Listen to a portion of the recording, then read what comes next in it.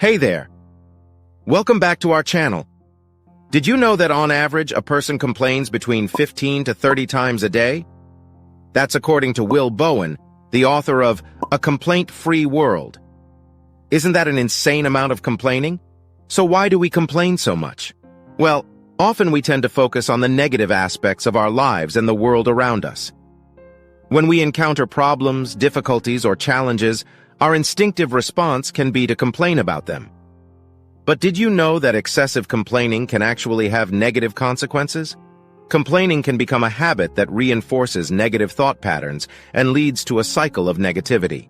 It can also affect our relationships with others, as people may become tired of hearing our complaints or perceive us as negative or difficult to be around. Furthermore, it can even have a negative impact on our mental health and well-being, leading to increased stress, anxiety, and depression. But don't worry, there are ways to stop complaining and start living a more positive and fulfilling life.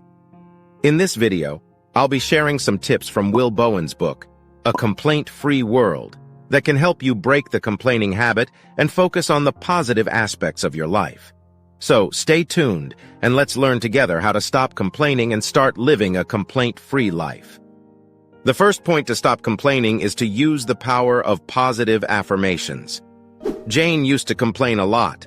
She was unhappy with her job and living situation and felt like nothing was going right in her life. One day she realized that her negative attitude was only making things worse.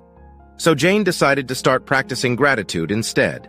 She made a conscious effort to focus on the good in her life, such as her health, friends, and hobbies. Whenever she felt the urge to complain, she would stop and think about something she was grateful for instead.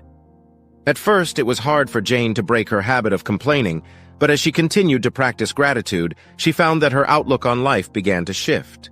She felt happier, more content, and more appreciative of the things she had.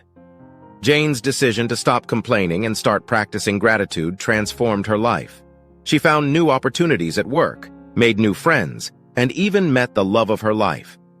By focusing on the positive and expressing gratitude for what she had, Jane was able to attract more positivity and abundance into her life. So the point is that complaints are always negative, and if we complain, we tend to think negative thoughts about our life.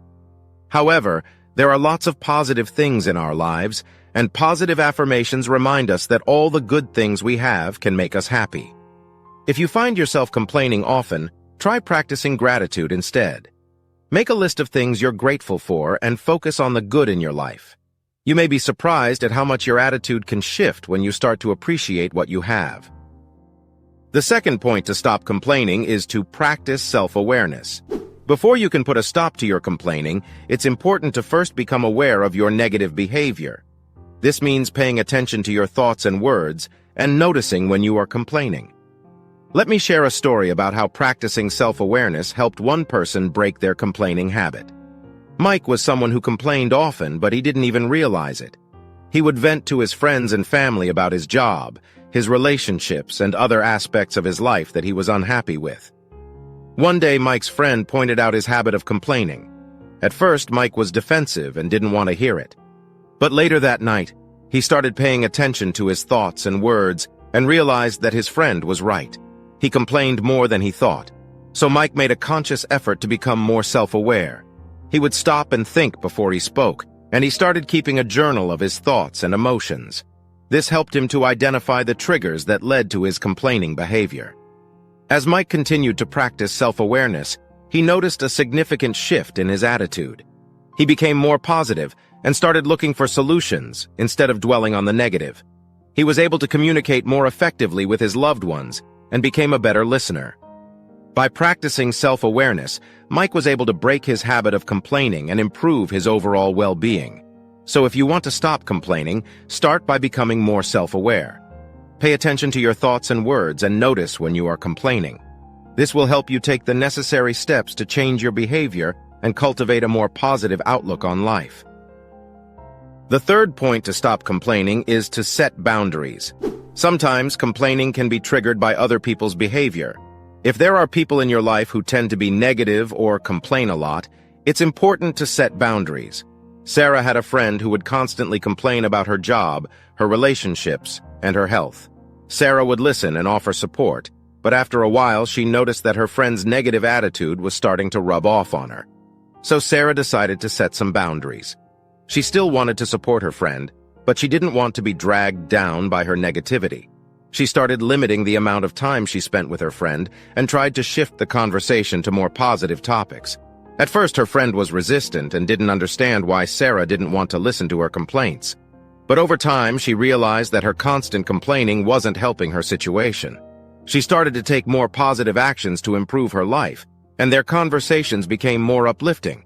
By setting boundaries, Sarah was able to protect her own well-being while still supporting her friend. If there are people in your life who tend to be negative or complain a lot, don't be afraid to set boundaries. You can limit your exposure to these people or try to shift the conversation to more positive topics. This will help you maintain a positive attitude and cultivate a more uplifting social circle. The fourth point to stop complaining is to cultivate a positive mindset. If you want to stop complaining, one of the best things you can do is cultivate a positive mindset. Instead of focusing on what's wrong, make an effort to focus on what's right. Tom used to be a chronic complainer. He would complain about his job, his relationships, and the state of the world. But one day, he realized that his complaining wasn't doing anything to improve his situation. In fact, it was making him feel worse. So Tom decided to cultivate a positive mindset.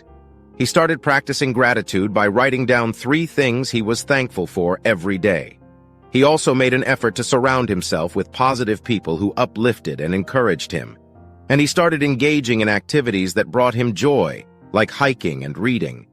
As Tom continued to cultivate a positive mindset, he noticed a significant shift in his attitude. He became more optimistic and hopeful about the future. He was less inclined to complain and more focused on the good in his life. By cultivating a positive mindset, Tom was able to break his habit of complaining and improve his overall well-being. So if you want to stop complaining, start by focusing on what's right in your life. Practice gratitude, surround yourself with positive people, and engage in activities that bring you joy. This will help you cultivate a more positive outlook on life and reduce the urge to complain.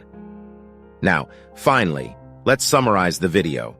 In the first point, we discussed how complaining focuses on negative things in our lives and can make us feel unhappy and unlucky, as if negative things only happen to us. This is due to the law of attraction, which suggests that we attract things into our lives that align with our thoughts, emotions, and actions.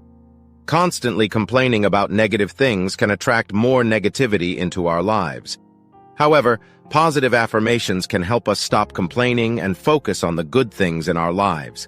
In the second point, we discussed the importance of practicing self-awareness to monitor how much we complain and how it affects us. Instead of always dwelling on the negative, we should try to focus on the positive aspects of our lives. We can accomplish this by practicing self-affirmation, saying kind things to ourselves, and being grateful for what we have. By doing so, we can improve our overall happiness and self-esteem. In the third point, we discussed the importance of setting boundaries when dealing with people in our lives who tend to complain a lot. These individuals could be family, friends, or colleagues.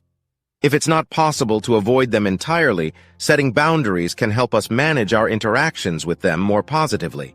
For instance, we can choose to limit the time we spend with them or avoid certain conversation topics that tend to trigger their complaints. By setting boundaries, we can create a healthier and more positive environment for ourselves and those around us, while still maintaining our relationships with those who tend to complain a lot. In the final point, we discussed the importance of cultivating a positive mindset. This involves focusing on solutions and opportunities for growth, practicing gratitude, and reframing negative thoughts into positive ones. By doing so, we can adopt a more optimistic approach to life and achieve greater happiness and fulfillment. These are the lessons from the book, A Complaint-Free World. If you enjoyed this type of content on book summaries and personal growth, please don't forget to give this video a thumbs up and share it with your friends and family. As always, thank you for watching. And if you found this video helpful, we appreciate your support. We'll see you in the next video.